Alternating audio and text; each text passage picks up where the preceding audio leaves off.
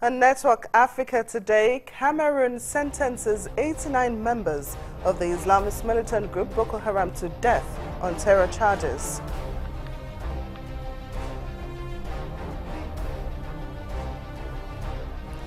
And South Africa's President Jacob Zuma faces Parliament over the political influence of the Gupta family.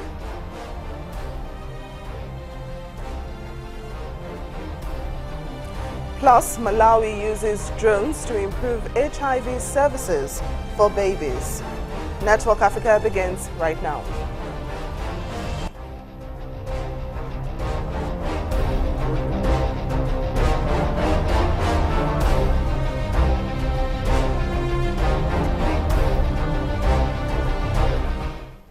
Hello and welcome to the program. I'm Temi Tokwe Fagbemi. As Cameroon continues to wage war on terror, a court has sentenced 89 members of Islamist militant group Boko Haram to death. The 89 were convicted by a military court for their roles in several attacks in Cameroon's northern region, which borders Nigeria. The area has often been targeted by the insurgents. Officials say the convicts are part of the 850 people in detention over alleged involvement in Boko Haram insurgency in the country.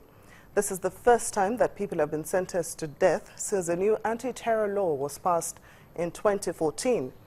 22 people were sentenced to death in 2013.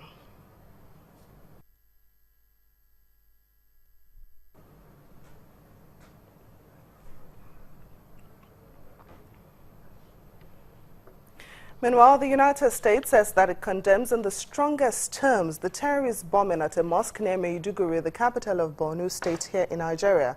A statement issued by the United States diplomatic mission to Nigeria extends the U.S. deepest condolences to the families of the latest victims of Boko Haram attacks. The statement adds that Boko Haram continues to commit vicious attacks against innocent civilians, including children. According to the U.S. mission, terrorists have demonstrated repeatedly its disregard for the lives of the tens of thousands it has killed, raped and injured, and the millions it has displaced in the Lake Chad Basin region. The U.S. says that it will continue to support those affected by Boko Haram's violence through ongoing humanitarian and victim support services. The Pentagon has restricted U.S. service members' travel to 5 West African countries, citing recent militant attacks in the region. The order limits unofficial travel by U.S. military personnel to Senegal, Guinea, Cote d'Ivoire, Burkina Faso, and Ghana. U.S. Lieutenant Colonel Michelle Baldazin, a Pentagon spokesman, says the order remains in effect until June the 30th and does not restrict official travels to the countries involved.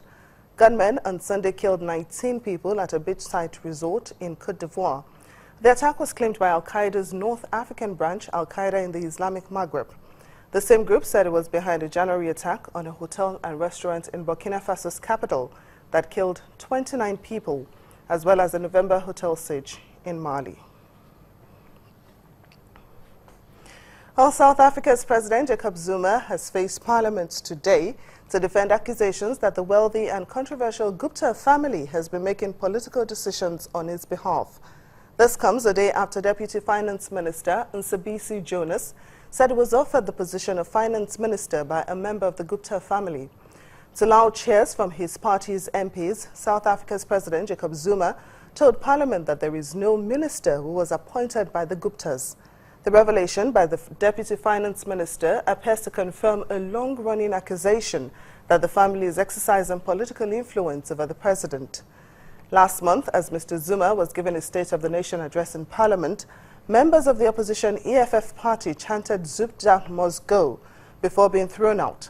Some reports say the opposition Congress of the People's Party will be laying treason charges against the president.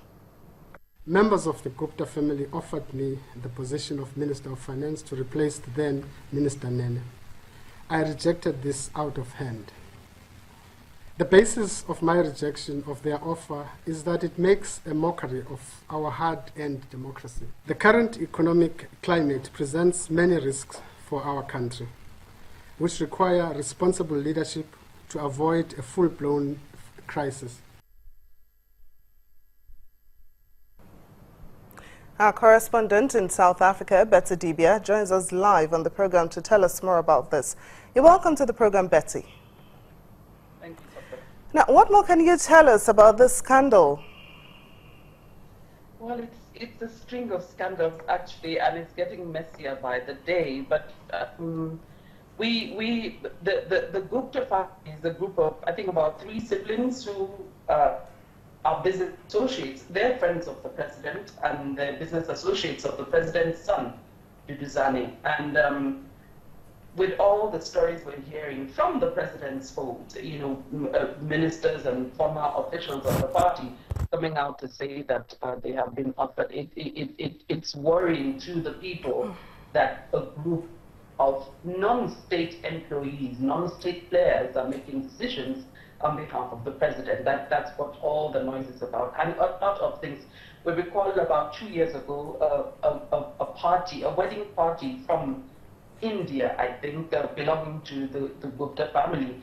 They held a destination wedding here in South Africa, and the private plane landed at a national, it's an Air Force base, and for civilian use, it's a no-no. Security is very tight there. Presidents are received there. But the wedding party was received in that airspace, that's the protocol airspace, and guided security. They call it blue lights, like the sirens that and taken to station where the wedding, and some of the government officials were guests at the party.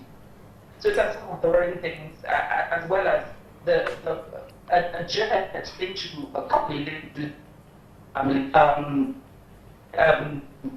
providing for deputy president to travel. The purpose of involved in this company, and it doesn't really good at all. But I guess the way the thing is Okay, Betty. Betty, I can hardly hear you now because it seems we're having internet issues, but we'll try to reconnect with you and we'll speak to you more on this issue. Coming up on Network Africa, Nigerians continue to react to the Senate's rejection of a proposed bill aimed at eliminating all forms of discrimination against women. Please stay